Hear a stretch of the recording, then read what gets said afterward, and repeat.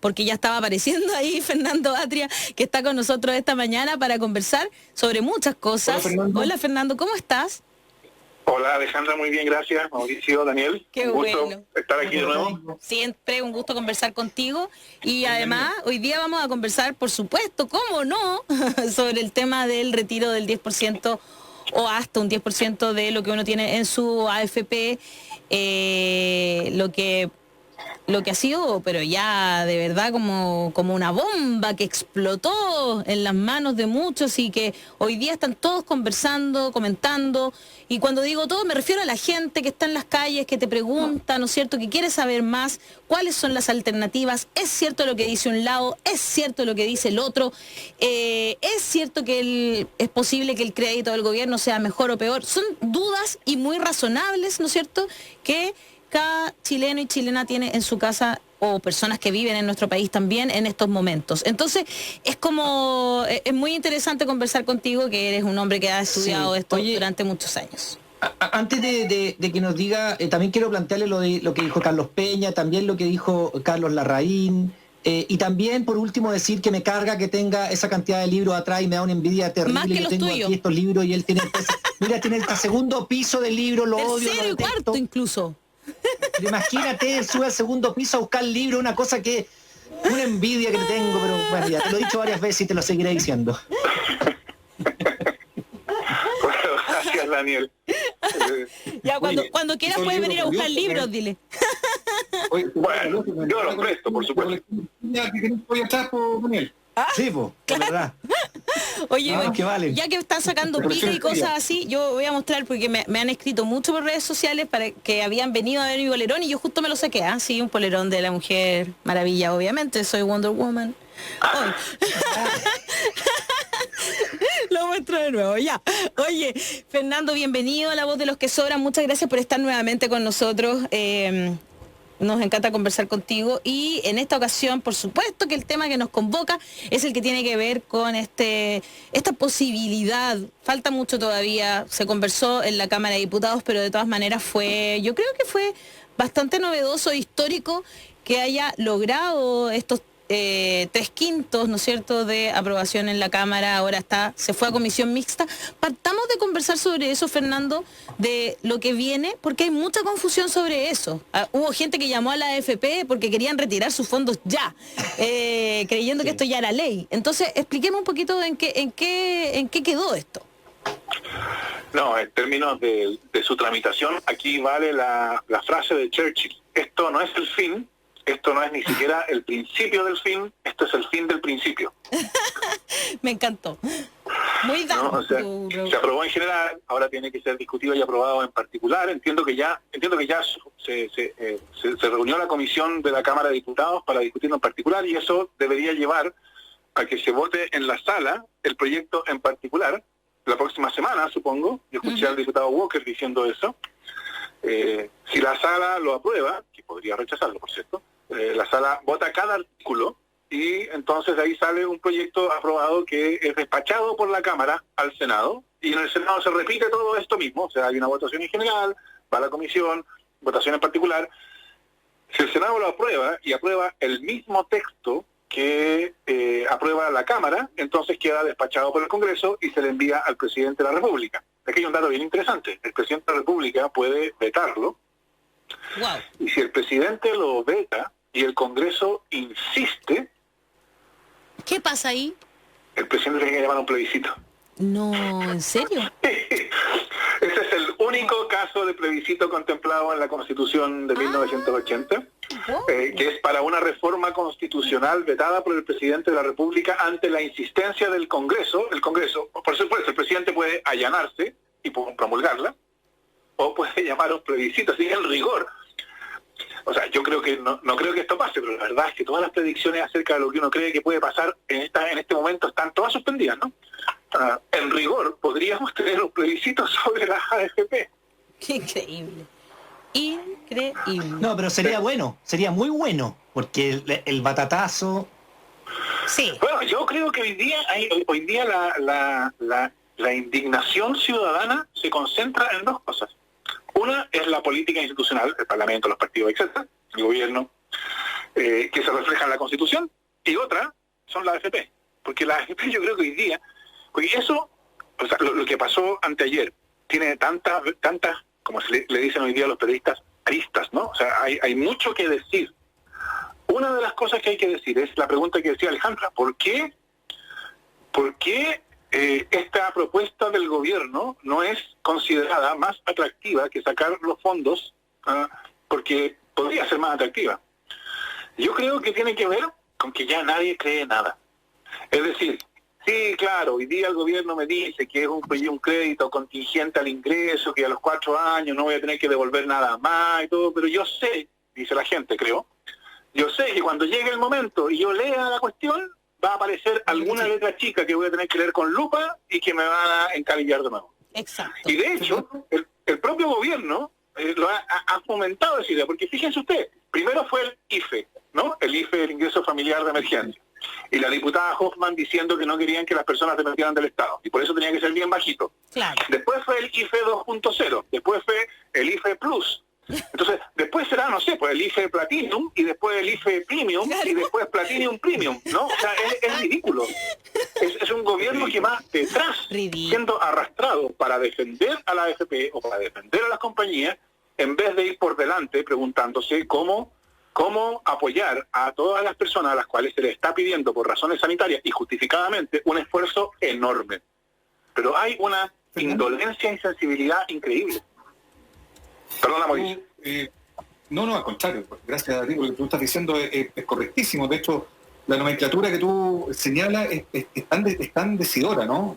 De cómo entienden ellos la administración del Estado, ¿no? Con nombres, con siglas que refieren a algo como si fuera, no sé, una suerte de éxito como empresarial.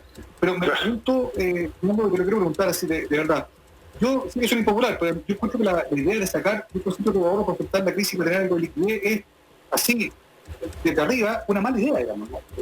La crisis la paga una vez más la gente, y de forma no resuelve mucho, convengamos, digamos, ¿no? Pero efectivamente en el modelo que tenemos, en el sistema que tenemos, en la realidad que tenemos, pareciera ser lo más sensato para tener algo de liquidez, y también de algún modo, siento yo, para pegarle en las canillas al sistema, al modelo. Yo creo que también hay algo de eso, en esta como idea más bien instalada de que es una medida que la gente aprueba, que la gente celebra, ¿no?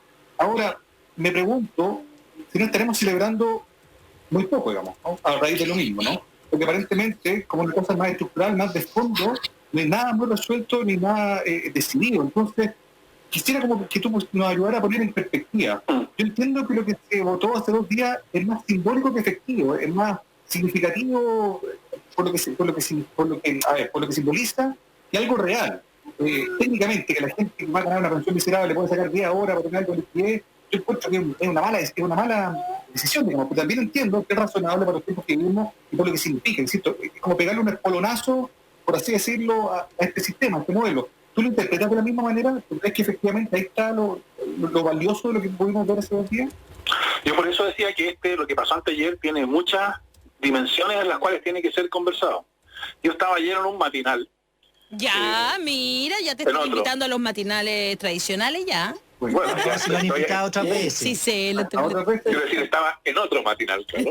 En un matinal marginal, no como este, que es el principal. Eso.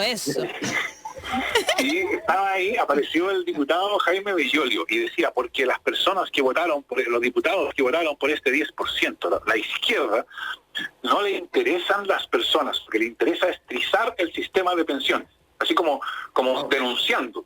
Y yo le habría dicho, porque no pude responderle ahí mismo, sí. Es decir, importan las dos cosas. Aquí se juntan las dos cosas. Porque yo creo que uno tiene que entender, y esto en general, yo creo que toda por así decirlo, la inteligencia, ¿no? La clase de los que escriben columnas, los que comentan, los observadores, yo creo que esto no lo han notado. Es que el estallido del 18 de octubre tuvo como tema central el abuso. Y el abuso tiene 2 dimensiones, no una. El abuso es una cuestión bilateral, porque el abuso no solo quiere decir que yo sufro, o sea que nosotros tenemos pensiones bajas, etcétera. Además quiere decir que mi sufrimiento o mi perjuicio es causado por el aprovechamiento del otro. Entonces, la cuestión no es solamente, porque una de las cosas que caracteriza el discurso de la derecha hoy día es decir, toda la discusión sobre las pensiones tiene que ver fundamentalmente con subir las pensiones. Y yo creo que eso es un error. Por supuesto que subir las pensiones bajas, es parte importante del problema, pero no es todo el problema. Hay una parte adicional, y esa parte adicional, que yo creo que explica la indignación con las AFP, es que las personas ven que el sistema paga pensiones de pobreza que condenan a la mayoría de los pensionados a una vida de pobreza y dependencia, y al mismo tiempo es una fuente de utilidades increíbles para las AFP, que les pagan sus viajes a sus gerentes al Caribe para que les tiren ron en la boca. Todos vimos ese video, ¿no? Y para que los directores tengan unos sueldos increíbles. Entonces, esa asimetría, ¿no? Sufrimiento para nosotros, pobreza para nosotros y utilidades increíbles para ellos, yo creo que hace, que explica parte importante de la situación actual. No es solamente un problema, que ya es suficientemente grande, por cierto, de que las pensiones sean bajas. Entonces, la decisión de ayer, yo creo que cumplía, digamos, precisamente apuntaba a las dos dimensiones. Porque por un lado, en un contexto de desconfianza, en que, claro, por supuesto, para salvar a la AFP, el gobierno va a decir que va a ser como te decía, va a ser un IFE Premium Plus, está bien, y que lo seguirá diciendo, y supongo que va a seguir aumentando la oferta con finalidad de que este proyecto se caiga. Pero por otro lado lo que había era, entonces por un lado, en ese contexto de desconfianza, aquí hay, por así decirlo, algo que nos han dicho todos estos años, es mío, ¿no?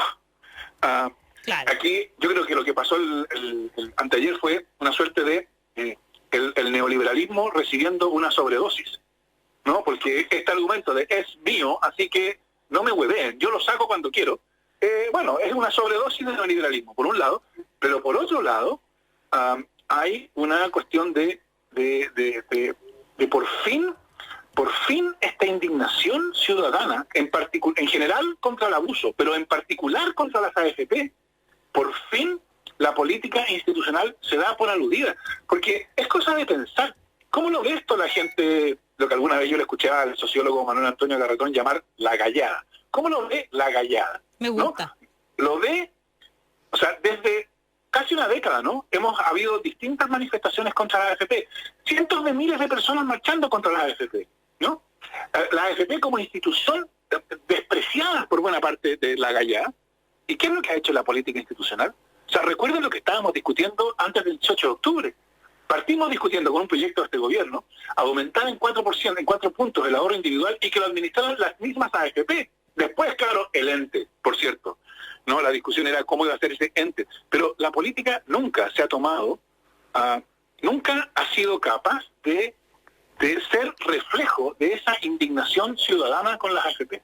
Entonces yo creo que esta situación de este gozo del martes, en parte se explica porque por fin esta política, que ha sido indolente, indiferente a esta demanda ciudadana, se deja interpelar por ella, ¿no?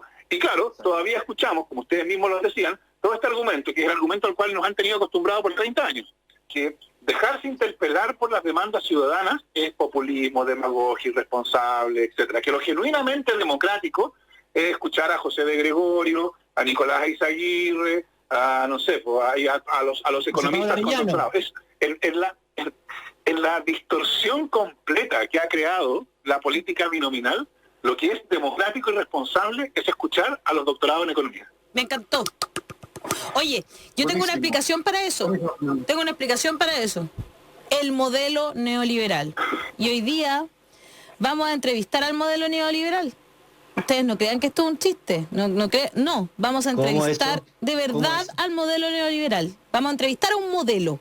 No es Pato Laguna, no es Pablo Chilling, no señores. No, es el modelo neoliberal y va a estar con nosotros en un rato más. Piñera. ¿Cómo? Pepe Piñera viene. No viene, no es bajito, feo ni tonto como dijo Carlos Larraín. No, este es un modelo, de verdad, de pasarela, obvio. Entonces lo vamos a entrevistar. Claro que sí. Ya lo vas a ver, ya lo vas a ver.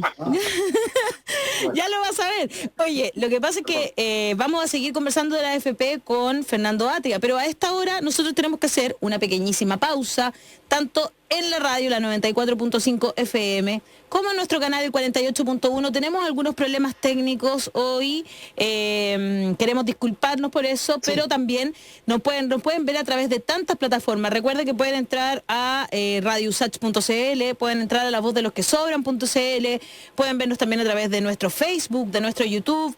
YouTube está con un poquito más de problemas, pero los dejamos invitados en todas las otras plataformas a conectarse. Sé que hay mucha gente escuchando la radio, pero si quieren ver la entrevista al modelo van a tener que conectarse a alguna de nuestras redes sociales, y eso, si no, igual lo pueden escuchar porque igual les va a interesar mucho lo que tenga que decir este modelo neoliberal. Vamos a ir a esta pequeña pausa. Fernando se queda conectado con nosotros porque vamos a seguir conversando sobre la AFP y este proyecto de ley. Usted mande sus preguntas para que se la contestemos a la vuelta. ¿Les parece? Vamos a esta pequeña pausa y ya volvemos, y con música también aquí en la 94.5.